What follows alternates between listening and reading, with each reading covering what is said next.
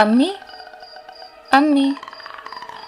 शायद वो सच में नमाज पढ़ रही थी, इसलिए कोई जवाब नहीं दे रही थी। मैं उन्हें आवाज़ देते हुए उनकी तरफ बढ़ने लगी। हर कदम के साथ मेरी नींद गायब होती जा रही थी और एक बेचैनी सी मेरे पूरे बदन में तारी हुई जा रही थी। मैंने अपना हाथ उनकी तरफ बढ़ाया। मैं उन्हें छूने ही वाली थी कि किसी ने मुझे कसकर अपनी तरफ खींचा। मैंने तुरंत ऊपर देखा। मेरा नाम निशाद है। अपनी अम्मी अब्बू की इकलौती बेटी होने की वजह से मैं बड़े ही लाड में पली हूँ।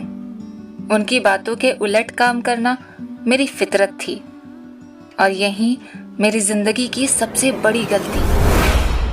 उस दिन मैंने कई गलतियां की थी। पहली, मुझे मेरी फ्रेंड की बर्थडे पार्टी में जाना था। शाम को मैं तैयार हुई और जाने से पहले खुद पर परफ्यूम छिड़का, लेकिन मैंने कुछ ज़्यादा ही परफ्यूम लगा लिया था। इतना कि कमरे के बाहर खड़ी अम्मी के भी सर में दर्द उठ गया। मेरी अम्मी ने मुझसे कहा कि इतनी तेज़ खुशबू लगाकर बाहर निकलना ठीक नहीं है, लेकिन मैंने उन्हें किसी भी नासमझ बच्चे की तरह इग्नोर कर दिया। मैंने अपना पर्स उठाया और अम्मी को बाय कहकर निकल गई। यूं तो हम सभी दोस्तों ने अपने पेरेंट्स से कहा था कि पार्टी एक लोकल रेस्टोरेंट पर है, लेकिन सच तो ये था कि हम सभी दोस्त उस दिन डिस्को गए थे। हमने उस दिन बहुत मस्ती की। यकीनन वो वक्त मेरी जिंदगी का सबसे खूबसूरत वक्त था, लेकिन जल्दी ही इन खूबसूरत पलों का अंत होने वाला था। घर लौटते हुए लगभग 8:30 बज चुके थे।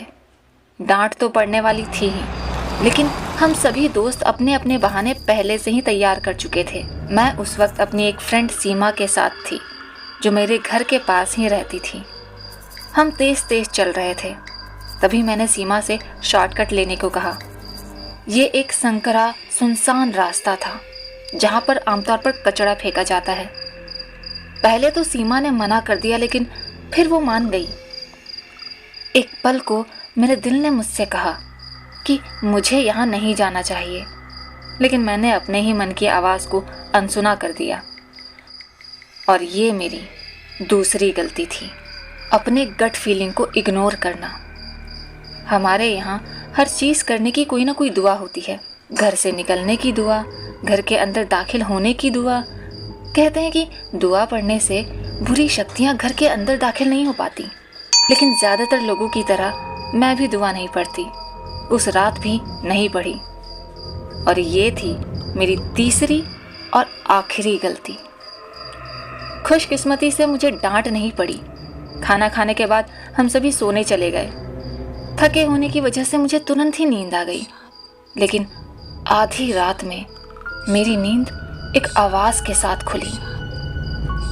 अम्मी मुझे आवाज़ दे रही थी। मुझे पूरी तरह होश में आने में थोड़ा वक्त लगा। मैं उठी और अम्मी की आवाज़ का पीछा करने लगी। आवाज़ हॉल से आ रही थी। मैं अभी भी आधी नींद में ही थी, लेकिन मैं देख पा रही थी कि मेरी अम्मी अपनी नाइटी पहने हल्के अंधेरे में हॉल के बीचों बीच बैठी है। मुझे लगा वो नमाज पढ़ रही है, लेकिन अभी इस वक्त में मैंने अम्मी को आवाज़ दी, अम्मी आप क्या कर रही हैं? अम्मी कुछ नहीं बोली। अम्मी, अम्मी। शायद वो सच में नमाज पढ़ रही थी, इसलिए कोई जवाब नहीं दे रही थी। मैं उन्हें आवाज़ देते हुए उनकी तरफ बढ़ने लगी। हर कदम के साथ मेरी नींद गायब होती जा रही थी और एक बेचैनी सी मेरे पूरे बदन में तारी हुई जा रही थी। मैंने अपना हाथ उनकी तरफ बढ़ाया। मैं उन्हें छूने ही वाली थी कि किसी ने मुझे कसकर अपनी तरफ खींचा। मैंने तुरंत ऊपर देखा तो ये मेरी अम्मी थी। अगर मेरी अम्मी यहाँ है तो मेरे पीछे कौन है? इसी ख्याल के साथ मैं बेहोश हो गई।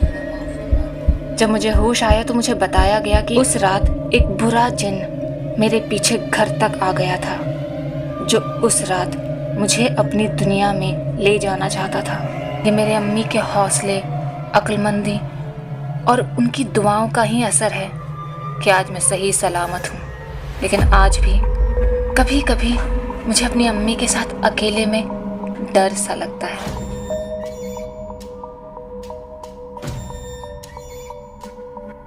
अगर आपको ये कहानी पसंद आई हो तो प्लीज़ लाइक एंड सब्सक्राइब।